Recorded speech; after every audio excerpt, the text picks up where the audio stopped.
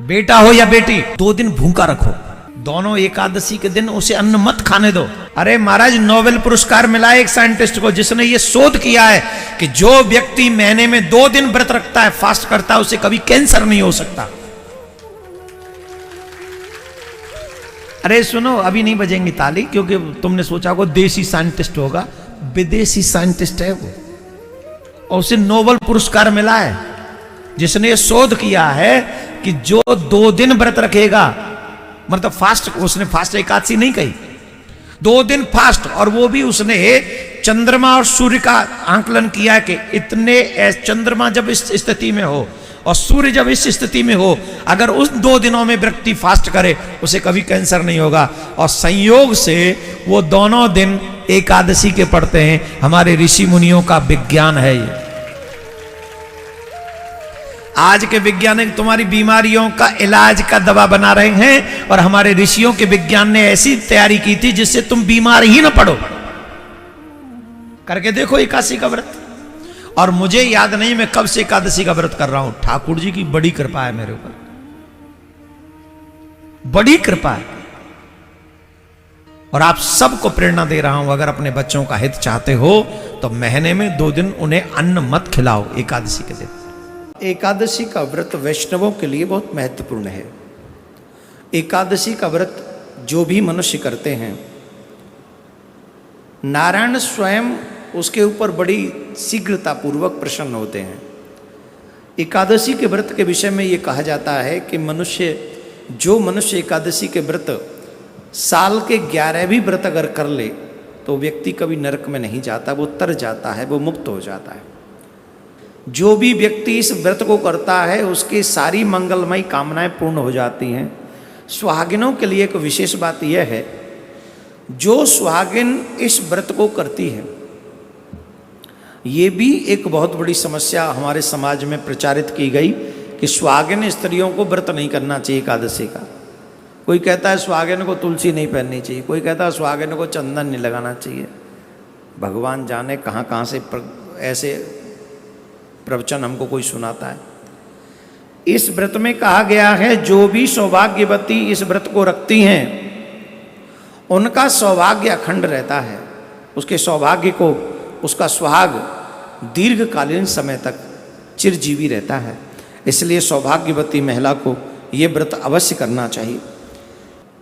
एक और विशेष बात इस व्रत के विषय में हम कह दें और फिर अपनी वाणी को विराम देंगे, और वो विशेष बात यह है, जिन माता बहनों के, भाइयों के बच्चे जिनकी बात न मानते हो, बुरी आदतों से परेशान है अपने बच्चों की, उन माता बहनों को, उन भाइयों को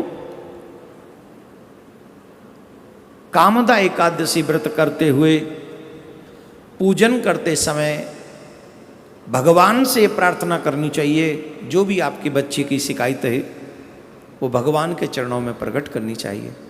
तो अगर आप ऐसी प्रार्थना भगवान से करेंगे तो जिन बच्चों में बुरी आदत है वो धीरे धीरे करके उन बुरी आदतों को त्याग देंगे और वो वैसे ही करने लगेंगे जैसा आप चाहते हैं। भगवान अपने इष्ट की पूजा करें, संयम रखें, झूठ न बोलें इस दिन, ध्यान रखें, झूठ न बोलें, क्रोध न करें, ब्रह्मचर्य का पालन करें। सुबह सूर्य उदय होने से पहले आप उठ जाएं, दोपहर में आप विश्राम न करें, अन्न ग्रहण न करें, चावल बिल्कुल भी ग्रहण न करें, और क्या नहीं करें, बस इतना ही कर लेना, इतने में मिल जाएगा फल एकादशी का। हमसे ये प्रश्न करते हैं, हमारी एकादशी बाद में क्यों आती है? कुछ लोग पहले एकादशी रहते हैं। जिस एकादशी को हम लोग नहीं रहते, ध्यान से सुनना, आज वही एकादशी है जो हम नहीं रहते, आज है।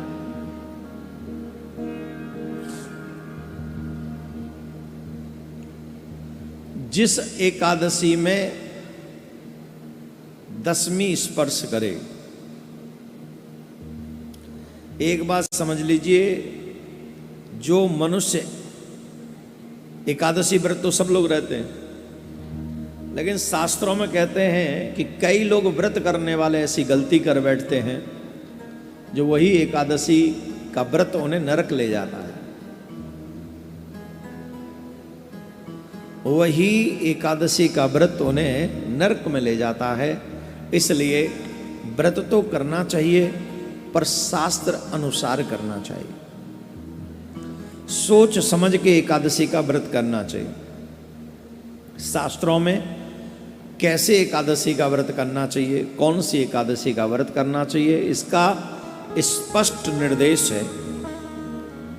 स्मारत और वैष्णव एकादशी दो होती हैं। 10वीं तिथि, ध्यान से सुनना, 10वीं तिथि एकादशी तिथि को अगर स्पर्श करते, वो एकादशी नहीं रहनी चाहिए।